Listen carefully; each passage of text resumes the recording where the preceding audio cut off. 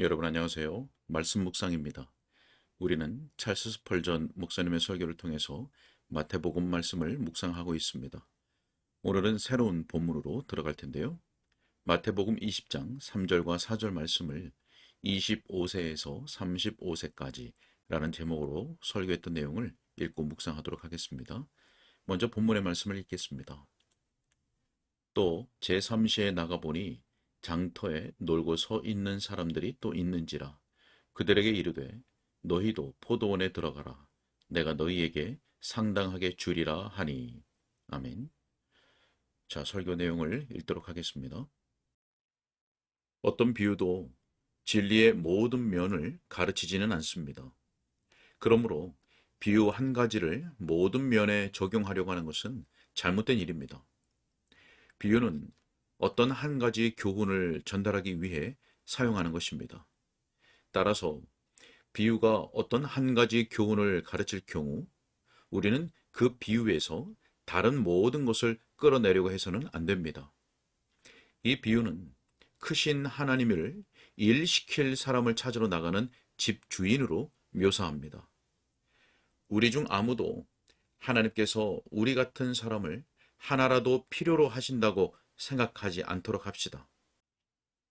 하나님은 완전하신 분이십니다. 천사가 우주에서 날개짓을 하기 오래전에, 심지어 시간과 공간이 존재하기도 전에 이미 하나님은 완전히 행복하고 완전히 영광스러운 상태에 계셨습니다. 하나님은 언제나 모든 것이 완비되어 있고 충족하셨으며 지금도 그러하십니다. 하나님께서 어떤 피조물을 만드실 생각을 갖거나 그가 만드신 피조물 가운데 무엇을 보존하고 사용하시려고 한다면 그것은 하나님께서 그 피조물이 필요하거나 조금이라도 그 피조물에 의존되어 있기 때문이 아닙니다. 하나님께서 귀한 은혜로 오셔서 우리 중 아무에게라도 그의 포도원에서 일하라고 부르신다면 그것은 하나님이 우리를 필요로 하시기 때문이 아닙니다. 오히려 우리가 하나님을 필요로 하는 것입니다. 하나님은 일꾼이 필요하기 때문에 우리에게 일을 시키는 것이 아니라 우리에게 일이 필요하기 때문에 시키시는 것입니다. 하나님께서 우리를 부르시는 것은 우리가 필요해서가 아니라 우리가 하나님의 부름을 받을 필요가 있기 때문입니다. 그러므로 어느 누구도 마치 하나님의 대의나 하나님의 나라가 자기에게 달려있는 것처럼 스스로를 대단한 존재로 생각하지 않도록 합시다. 때로 우리는 우리의 좁은 영역 안에 있으면서 우리가 사라진다면 그 빈자리가 클 것이라고 생각할 수가 있습니다.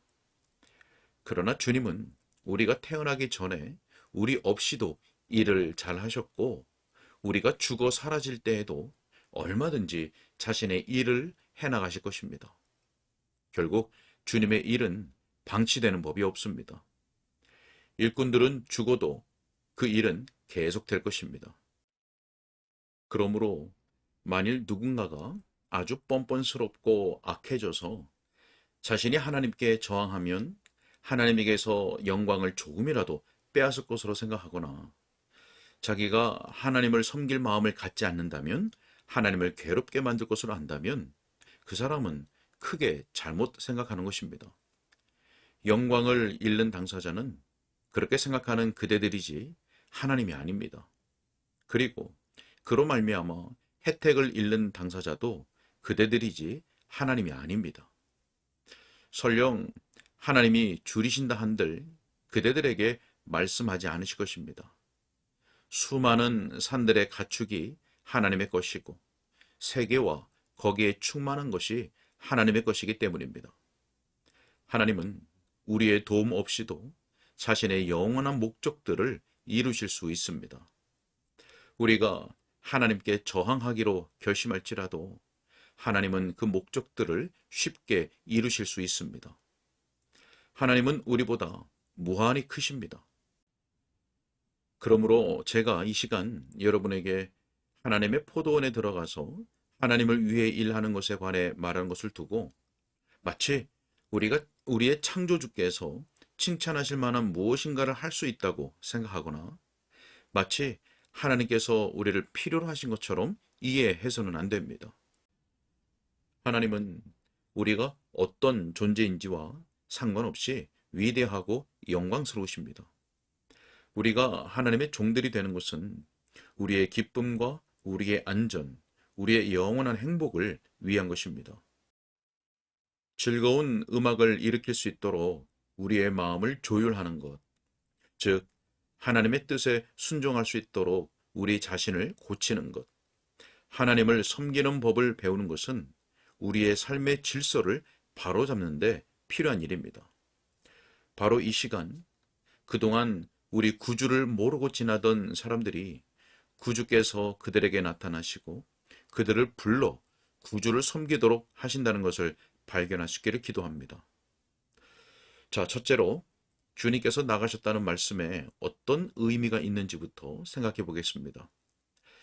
이 장의 첫 절이 어떻게 말하고 있는지 살펴봅시다.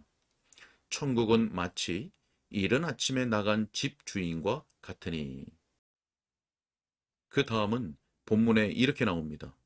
그가 제3시에 나가보니.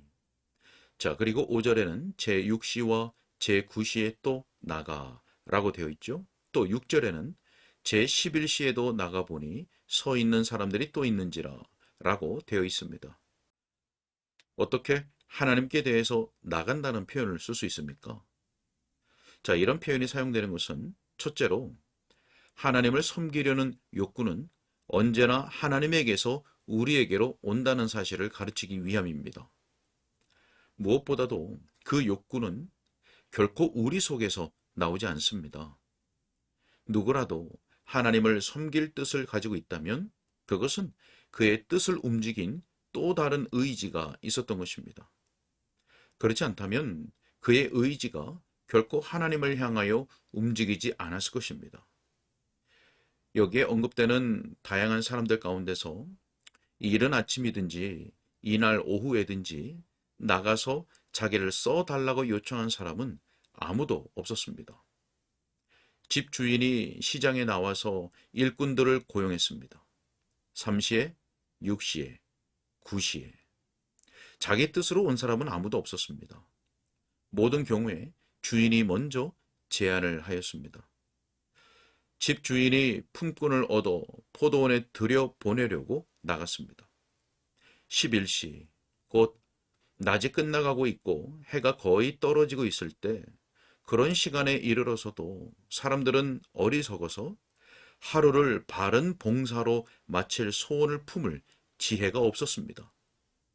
그들은 종일 시장에서 빈둥거리며 지냈고 그래서 마침내 너그러운 주인이 나와서 그들을 타이르고 포도원에 들어가도록 설득하게 되었습니다. 하나님께서 먼저 사람에게 오시기 전까지는 아무도 하나님께 오지 않았습니다. 그래서 저는 이 순간에도 많은 사람들이 하나님의 은혜의 충동을 마음에 느낄 수 있기를 바랍니다. 성령 하나님께서는 사람들의 판단, 이해, 감정, 두려움, 소망, 의지에 영향을 끼치실 수 있습니다. 그래서 성령님은 그런 부분들에 영향을 끼치실 때 하나님의 권능의 날에 사람들로 자원하게 만들어서 그들이 하나님께로 돌이키고 주님을 섬기게 만드십니다. 제가 생각할 때 이것이 하나님이 나가신다는 말의 첫 번째 의미입니다. 자, 다음으로 그 말의 의미는 하나님께서 특별한 은혜를 나타내시는 것처럼 보이는 시기와 때가 있다는 것입니다. 복음이 전파되는 때가 그런 시기라고 저는 생각합니다. 이 한 교회에서 약 32년 동안 목회를 하면서 저는 사람들을 회심시키는 하나님의 은혜의 능력을 거의 끊임없이 보아왔습니다. 때로는 그 같은 하나님의 은혜가 급격히 증가하였고 때로는 약간 줄어들기도 하였습니다. 그러나 대부분 하나님의 복이 지금까지 내내 거의 똑같이 중단 없이 이어졌습니다. 그러나 그 복의 물줄기가 지금만큼 깊고 강한 적은 없었습니다. 그 점을 인해서 저는 마음을 다해 하나님을 찬송합니다. 그러나 보통 교회들에는 사람들이 대거 그리스도께 몰려오는 어떤 때들이 있었습니다. 하나님의 말씀이 비상한 능력으로 다가오고 갑작스럽게 죄의 가책이라는 화살이 날아들면 그 화살을 맞은 사람들이 우리가 어떻게 하여야 구원을 받으리까 하고 소리칩니다. 치료하는 향유가 넉넉히 부어지고 그러면 죄의 상처가 치료되고 찔린 양심에서 흘러나오는 피가 그칩니다. 말하자면 하나님께서 그의 은밀한 초소에서 나와 사람의 영혼을 다루실 때 그때가 바로 부흥의 시기입니다. 자, 개인적인 경우를 볼 때 대부분의 사람들에게도 하나님께서 나가시는 때, 곧 사람들이 특별히 감동을 받아 거룩한 일들에 종사하게 되는 때가 있다는 것입니다. 그 일이 어떤 사람들에게는 어린 시절에 일어납니다. 그들이 아주 어릴 때 하나님께서 사무엘에게 하셨듯이 그들에게 말씀하시는 것입니다. 어쩌면 하나님께서 밤에 그들의 작은 침상에 나타나서 그들에게 사무엘아, 사무엘아 하고 부르시고 그들이 당신이 나를 부르셨기로 내가 여기 있나이다 하고 대답하도록 도우실지 모릅니다. 자, 그런가 하면 어떤 이들에게는 하나님께서 조금 더 멀리 가서 곧 하루의 제2시에 여전히 그들이 한창 젊을 때 오십니다. 하나님께서 우리가 아직 젊을 때 우리를 부르신 것은 우리 가운데 어떤 이들이 받은 큰 특전이었습니다. 하나님께서 우리 인생 역사에서 중요한 시기에 오시면 그것은 큰 복입니다. 또 어떤 이들에게는 하나님께서 그들이 인생에서 좀 더 나이가 들었을 때 나타나십니다. 감사하게도 하나님께서는 날이 거의 저물었고 근심의 주름이 이마에 새겨졌으며 백발의 서리가 머리에 내린 사람들에게도 오십니다. 하나님은 성령의 효력 있는 부르심을 통해서 능력 있게 오시어 그들에게 말씀하십니다.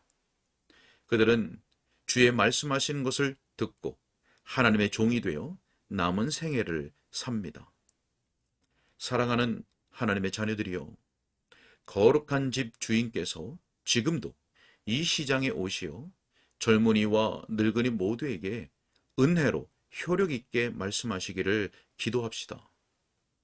이 비유에 나오는 집 주인이 종들을 보내어 이 사람들을 부르셨다면 그들 가운데 아무도 포도원에 들어가지 못했을 수가 있을 것입니다. 그러나 집 주인이 직접 와서 그들에게 친히 말했기 때문에 그들이 그 초대를 받고 들어갔습니다. 그리고 제가 알고 있는 사실은 이것입니다. 즉, 저같이 보잘것없는 사람이 여기 서서 있는 힘껏 말을 할 수는 있지만 저는 사람들의 마음을 움직이는 열쇠를 갖고 있지 않다는 것입니다. 또 제가 사람들의 귀에 대고 말은 할 수 있지만 그 이상의 일은 할 수 없다는 것을 압니다. 그러나 내 주님께서 전능하신 은혜로 찬란히 빛을 비추면서 오신다면 주님께서 헛되이 사람을 부르시는 일은 없을 것입니다. 주님은 사람의 마음을 여는 열쇠를 갖고 계시기 때문입니다. 그가 열면 닫을 사람이 없고, 자, 그래서 주께서 효력 있게 말씀하시면 사람들은 새장으로 날아가는 비둘기처럼 하나님께로 날아갑니다. 그 일이 여기에 계신 많은 분들에게 일어나면 좋겠습니다. 자, 이렇게 해서 저는 첫 번째 질문, 곧 주님께서 나가셨다는 말씀에 어떤 의미가 있는지에 대해서 답변하였습니다. 오늘 여기까지 읽겠습니다. 네, 오늘은 천국은 마치 이른 아침에 나간 집 주인과 같으니 라는 말씀에 따라서 하나님께서 나가셨다는 말씀에 어떤 의미가 있는지 생각해 보았습니다. 이 말씀은 하나님을 섬기려는 욕구가 언제나 하나님에게서 우리에게로 온다는 사실을 가르치고 있다고 스펄전 목사님은 설교했습니다. 바로 성령 하나님께서 그 심령에 역사하셔서 하나님께로 돌이키고 또 주님을 섬기게 만드신다는 것이죠. 자, 또 하나님께서 교회와 각 사람에게 특별한 은혜를 나타내시는 시기와 때가 있다는 것입니다. 교회에는 하나님의 말씀이 비상한 능력으로 일어나고 또 성령님이 괄목하게 부어지는 부흥의 때가 있다는 것이죠. 각 사람에게도 성령의 효과 있는 부르심이 나타나는 때가 있습니다. 스펄전 목사님의 간구처럼 주 하나님께서 우리가 섬기는 교회의 젊은이와 어르신 모든 사람에게 은혜로 효력 있게 말씀하시기를 간절히 소원합니다. 기도하겠습니다. 아버지 하나님, 오늘도 주의 말씀을 통해서 놀라운 은혜의 복음을 듣게 하시니 감사합니다. 하나님께서는 오늘 본문에 이른 아침에 나간 집 주인과 같으니 라는 말씀을 통해서 주 하나님께서 교회 그리고 각 심령에 역사하신다는 그 모든 은혜가 하나님께로부터 온다는 사실을 다시 한번 기억하게 하십니다. 하나님, 우리에게 은혜를 베풀어 주옵소서. 우리의 심령이 각성되고 또 예수 그리스도께로 달려가고 또 예수 그리스도를 사랑하고 그 하나님의 은혜와 사랑을 깨달아 주의 말씀에 순종하는 이 모든 것이 바로 하나님으로부터 예수 그리스도 안에서 성령을 통하여 우리에게 주어지는 줄 믿습니다. 하나님, 우리 교회에 말씀이 흥황함을 일으켜 주시고 더욱더 말씀이 세력 있게 일어나게 해주시고 또 성령을 괄목할 만하게 부어주셔서 놀라운 부흥의 역사가 우리 교회 그리고 각 심령마다 일어날 수 있도록 큰 은혜를 베풀어 주옵소서. 주님께 더 가옵고 예수님의 이름으로 기도하옵나이다. 아멘.